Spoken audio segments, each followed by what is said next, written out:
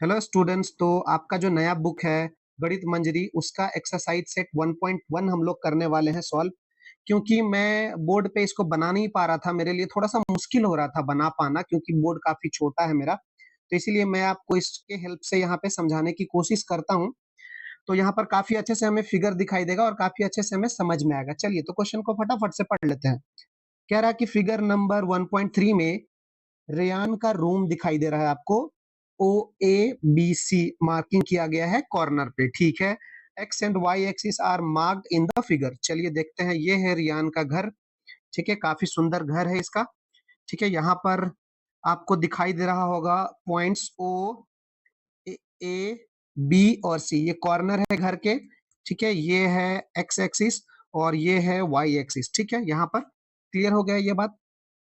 ठीक है, चलिए तो क्या कहता है क्वेश्चन नंबर 1 में। इसका क्वेश्चन नंबर फर्स्ट को ध्यान से थोड़ा देखते हैं। क्वेश्चन नंबर 1 में बोल रहा है कि आप इस फिगर को पहले ध्यान से देखो और फिर इसका आंसर करो। चलो, पहला क्वेश्चन क्या है। D1R1 रिप्रेजेंट करता है किसको?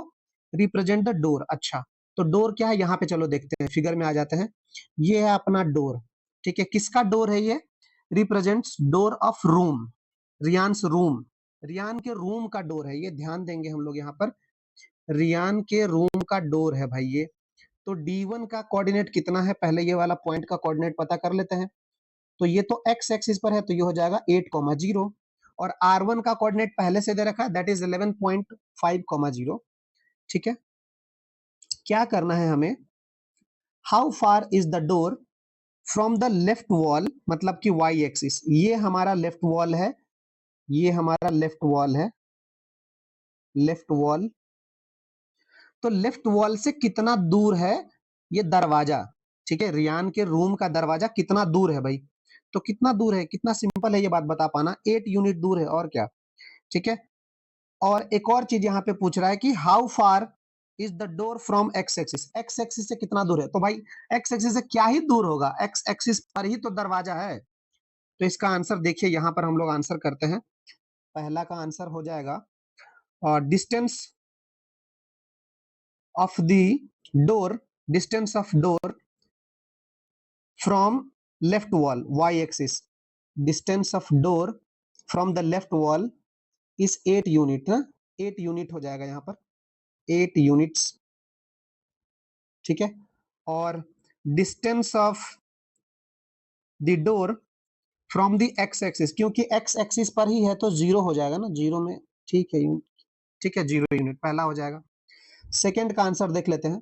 सेकंड में कह रहा है कि what is the coordinate of D1। क्या बात है भाई, D1 का कोऑर्डिनेट तो पहले ही हमने लिख लिया भाई। तो D1 पॉइंट का कोऑर्डिनेट कितना हो जाएगा? 8,0। क्यों ऐसा होगा?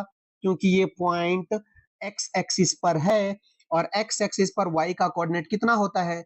0 होता है, क्योंकि हम मूवमेंट सिर्फ एक्स डायरेक्शन में कर रहे हैं, वाई पे तो मूव ही नहीं कर रहे हैं, इसीलिए इस पॉइंट का कोऑर्डिनेट कितना हो जाएगा? 8,0। नेक्स्ट क्वेश्चन की बात कर लेते हैं। क्वेश्चन नंबर थर्ड में क्या बोलता है। If R1 is the point 11.5,0, how wide is the door. अच्छा, दरवाजा कितना चौड़ा है? ठीक है, ये पूछ रहा है कि भाई दरवाजा कितना चौड़ा है। तो दरवाजे की चौड़ाई निकालने के लिए क्या करना पड़ेगा हमें। ये जो पॉइंट है आर, दैट इज 11.5 में से माइनस कर देना पड़ेगा 8, तो आ जाएगा दैट इज 3.5 यूनिट्स का दरवाजा है। ठीक है ना, इतना चौड़ा है दरवाजा, 3.5 यूनिट। अब इसमें कुछ बोल रहा है, थोड़ा सा पढ़ लेते हैं। डू यू थिंक, क्या आपको ऐसा लगता है कि ये कंफर्टेबल विड्थ है फॉर द रूम डोर? मुझे नहीं पता भाई, मुझे लगता है कि नहीं लगता है, मैं कैसे बता पाऊंगा जब तक आप मुझे यूनिट्स नहीं बताओगे कि ये 3.5 क्या है, मीटर है कि सेंटीमीटर है कि किलोमीटर है कि फीट है, क्या है भाई ये, है ना। तो यहाँ पर थोड़ा सा मिसिंग है क्वेश्चन में, आपको जरूर मेंशन करना चाहिए था कि ये जो यूनिट्स है आपने किसमें दिया है। ठीक है, तो सिमिलरली आगे भी एक क्वेश्चन बोल रहा है। इफ अ पर्सन, अगर कोई पर्सन व्हील चेयर से जा रहा है तो जा पाएगा कि नहीं जा पाएगा? ठीक है ना, इजीली जा पाएगा कि नहीं जा पाएगा, ऐसा पूछा जा रहा है हमसे। तो अगेन वही बात है ना, यहाँ पे हमें यूनिट नहीं, चलो हम लोग मान लेते हैं कि ये फीट में है। तो 3.5 जो है काफी अच्छा होता है, काफी अच्छी विड्थ है, ये व्हील चेयर जा सकता है ऐसा। ठीक है, but again I am saying कि यहाँ पर हमें यूनिट जरूर मेंशन होना चाहिए था। ठीक है, नेक्स्ट बात कर लेते हैं भाई। नेक्स्ट क्वेश्चन में क्या बोल रहा है हमें कि बी 1, अच्छा B1 और B2 का पॉइंट दे दिया है 0,1.5, ठीक है 0,1.5, और B2 जो पॉइंट है दैट इज 0,4, और ये बोल रहा है कि एंड ऑफ बाथरूम डोर, अच्छा ये बाथरूम का डोर है, ये जो है ना ये बाथरूम का डोर है,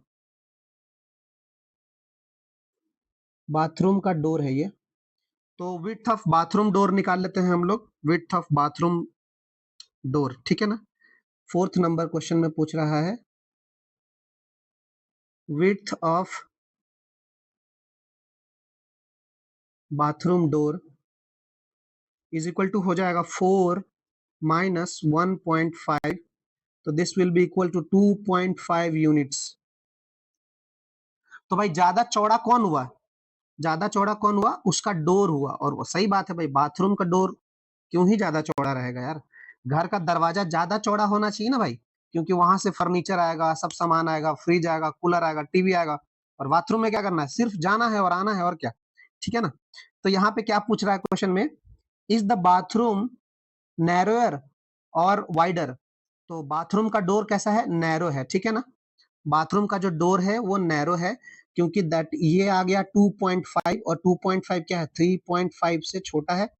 ये किसका है, ये बाथरूम का डोर है, बाथरूम का डोर है ये, और ये है रूम का, है ना, रूम का डोर, तो क्या है भाई, नैरो है, ठीक है।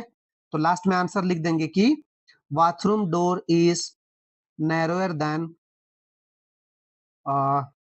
रूम डोर, है ना, बाथरूम का जो डोर है वो नैरो है, ठीक है।